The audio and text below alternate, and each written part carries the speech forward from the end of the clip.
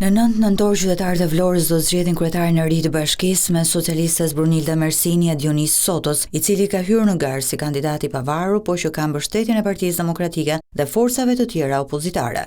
Socialistja Brunilda Mersini në një intervistë për Vision Plus shpjegon se sfida e saj nuk është rezultati i 9 nëntorit, por si do u shërbejë më mirë qytetarëve të Vlorës. Vlora është një qytet që ka pritshmëri të larta dhe me shumë të drejtë, sepse kërkon të ketë një menaxhim më transparent, më dinjitoz dhe më bashkëkohor. Dhe synimi im është që institucioni i bashkisë të jetë një institucion që të jetë partner i qytetit në jetën e tij të përditshme. Dionis Sota ka rënë si kandidat i pavarur në një bashki që njihet si bastioni i socialistëve, por duket se kjo sfidë nuk e tremb. Sipas tij, Partia Socialiste edhe pse fitoi 83 mandate në 11 maj, u soll në mënyrë arrogante me Vlorën.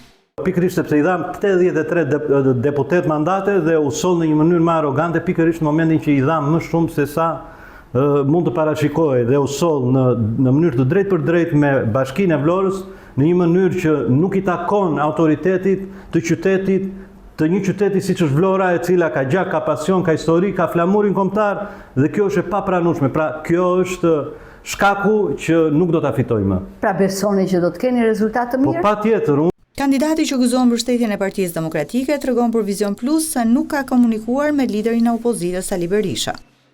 Jo, nuk kam folur. Unë në momentin që kam shpallur kandidaturën e pavarur, ka qenë data 7, ora 7, jo rastësisht, kam hapur dyert për çdo forcë opozitare dhe jo vetëm dhe gjithë qytetarët e Vlorës. Kandidatja socialiste Mersini ka gati dhe programin e saj për Vlorën, edhe pse mandati, nëse fiton, do të jetë i shkurtër, vetëm një vit e gjysmë. Dhe synimi im është një Vlorë e pastër në 180 ditë, ku ka një program realist se si do të menaxhohen burimet njerëzore, mbetjet urbane dhe se si landfilli i Sherishtës do të jetë një partner në punën e përditshme për eliminimin e hotspoteve kudo nëpër Vlorë. Rruga e lagjes time.